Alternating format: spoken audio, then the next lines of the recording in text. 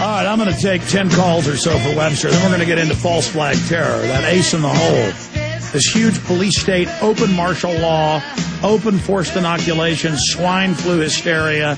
They're only intensifying the fear-mongering and hyping. And that's what's so important about all this. So that's coming up with Webster Griffin Tarpley.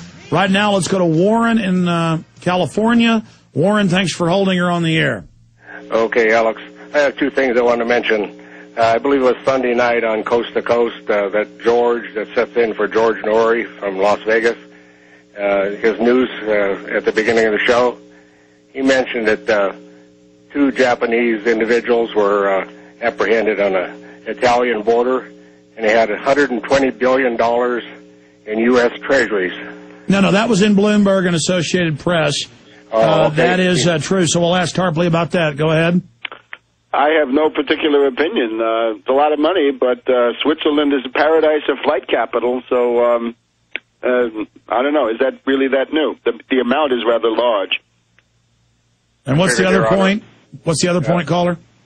Yes. I have an article from 1983 of the San Francisco Chronicle. I don't have it right here with me. It's about 400 miles away in storage. That's okay. But the article says the feds ready to distribute private individuals' property. And what it was, when they had the banking holiday in 1933, they gathered up all the stuff that was in safety deposit boxes all over the United States. Yeah, they made folks turn their gold in, and then they gave them paper money back, and then a year later doubled the price. They are talking about taking private property, seizing pensions to feed that into the bankers. So let me ask Webster about that. Yeah, this new Federal Reserve, quote, reform bill, openly, I'm sure you've seen it, Webster. Yeah, sure. Says they can take over from a hot dog stand to a car dealership. Obama, it's admitted, if you give millions to the Democratic Party, he'll let your GM dealership stay open. But if you don't make the payoffs, they give it to somebody else or shut it down, even though it has an incredible value. They take the franchise. Give us your take on that. Well, that is the corporate state, the Mussolini fascist corporate state, as imposed now by the Wall Street banking community, where the Wall Street banking community takes over the government and runs it. Now, of course, in the middle of that, somebody like Obama's got to maintain his own political interest. I would just point to this Federal Reserve question, though. The point of Obama's regulation is that the Fed becomes the regulator of systemic risk, and as you say, can therefore argue that the hot dog stand poses systemic risk to the derivatives bubble and the banking community. That got a very bad reception in Congress. There are a lot of Democrats in the House who don't like that one. I saw, I think, Brad Sherman of California was one of them who said he didn't like it. And now you've got this thing, Congressman Issa, also of California, has come out with this thing about Bernanke engaging in threats and blackmail against another villain, another finance oligarch, Lewis, the head of Bank of America. And while we've been talking today, there have been hearings in the House Banking Committee where Bernanke has been treated rougher than I've ever seen a Fed chairman get treated by a whole bunch of congressmen, including Republicans and Democrats. It's sort of conservative Republicans, anti-Wall Street Republicans, if you will, and at the same time sort of these New Deal Democrats getting together to beat up Bernanke. I think now the political vulnerability of the Federal Reserve is probably greater than it ever was. I think the auditing of the Fed is a great idea. That should be done. And then go on, though, because that will then have more scandals. Time to have new Peccary hearings against the Fed. All right, stay there, Webster. We're going to come back. I want you to elaborate on, if you audit the Fed, that begins the ending of the Fed or the federalization of it. This has never been federal, folks. I will be right back with Webster Griffin Tarpley in 1 minute. Everything we said came true. Everything we've done has been right.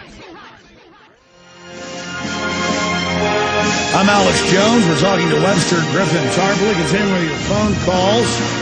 We haven't even gotten into the ace in the hole the establishment has. Staged crises. So it's all coming up in the next 30 minutes or so with our guest. And I've got some other video clips and news I want to cover after he leaves us near the end of this transmission. We're going to go to Johan, Anthony, Annie, and others, Robert, in just a moment. Webster, you're talking about ending the Fed. I mean, this is so criminal, so obviously corrupt. It's coming out that Congress is subpoenaing over Bank of America, ordering them to buy up different assets, different brokerage firms. Because, you know, the big mega bankers at the Volcker or Kissinger or David Rockefeller level, they're always in the news. In fact, Volcker's in the news today and Bloomberg at press conferences blaming the CEOs, blaming the brokerage firm heads, who aren't they just hired captains or mercenaries for the larger investment groups? And isn't this the elite trying to throw a few little bankers or middle-sized bankers to the wolves, to throw the wolves off of their trail, or the bloodhounds off of their trail? What's going on here? The fascist corporate state, and it is a government-sponsored compulsory cartel. It obeys the logic of finance, right, of Wall Street in this case. A government-sponsored compulsory cartel for the purpose of driving down production. You see that in Detroit. Factories close. Driving down wages. The UAW has had to eat tremendous losses, right? They've been driven down to sweatshop wage levels. So you're going to drive down production, you're going to drive down wages, and you're going to prop up the fictitious derivatives and the other fictitious pieces of paper capital that are floating around. Notice the big robbery in the Detroit business with General Motors in particular was a $6 billion payment in cash was made to Citibank and J.P. Morgan Chase, while the UAW, instead of getting guaranteed health care from General Motors, they got some shares of General Motors stock, which I think are likely to be worthless. So the risk was shifted off of General Motors and shifted onto the UAW. Another good example that people who say that Obama is helping the unions must be standing on their heads, because he's doing the opposite. He's destroyed the UAW. He's driven down their wages. He's taken away their benefits. He's looted their health care funds, and he's going to do the same thing with the teachers' union. So Obama is a consummate union buster, so much so that a lot of people can't even see what he's doing. But the UAW basically voted themselves out of existence as any kind of an industrial union. But this is all part of the corporate state. You've got to create a cartel. It means you've got to discipline the others. A lot of little fish are going to get fed to a lot of big fish. The winners are picked by the government, right, based on, well, J.P. Morgan Chase is a winner. Goldman Sachs is a winner. Citibank looks more and more like a loser. Bank of America, probably a loser. And naturally, the squawking you hear from Wall Street is from the people who are on the losing end. Look at Washington Mutual Bank, right, savings bank, fed to J.P. Morgan Chase. A lot of people very, very upset about that. Or Bank of America told, you're going to eat the losses of Merrill Lynch, right? This is all the disciplining that goes on in, again, the fascist corporate state, because that's the only way to describe it. So if they are unopposed, would they reduce us to Stone Age, running around in loincloths while they're in armored compounds in high technology reservations away from us? I mean, because that's what they describe in their white papers, while they, I guess, have hunter-killer robots out, like Zardoz hunting us down or something? Well, I mean, it might eventually come to that, but what you can see right now with Obama is the following. No, I was being somewhat sarcastic, but Webster, my point is there just no end to their thieving? They will destroy all of civilization for themselves. Again, the $1.5 quadrillion derivatives bubble is a black hole, and you can shovel all the austerity loot and sacrifices and cuts into that you want. It's still going to be bankrupt. So that means they're going to gouge Medicare and Medicaid. And then, says Orszag, they're going to go on and start reducing your Social Security pension, which for a lot of people is going to be the only thing they have. Yeah, because none of the taxes you pay will go to any services now. It's all to debt created out of nothing by the bankers. Stay there. And derivatives bailouts. Yeah, derivatives bailouts. Going to come back and blitz through the phone calls on the other side. Webster Griffin Tarpley. All right, Webster Griffin Tarpley is our guest. I want you to hurry through your phone calls so I can get into, separate from Webster's solutions and ideas he's got, where he sees them taking us, and politically as a realist, how he sees things unfolding.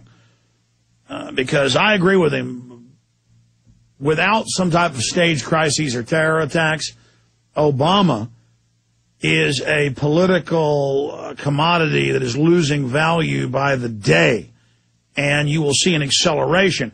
we've seen him lose, depending on the poll gauge, 20 to 30-plus points in the last 3 months. And we see an acceleration in that loss. So that's important. That's coming up in a few minutes. Right now, let's talk to Johan in Europe. Thanks for holding, Johan.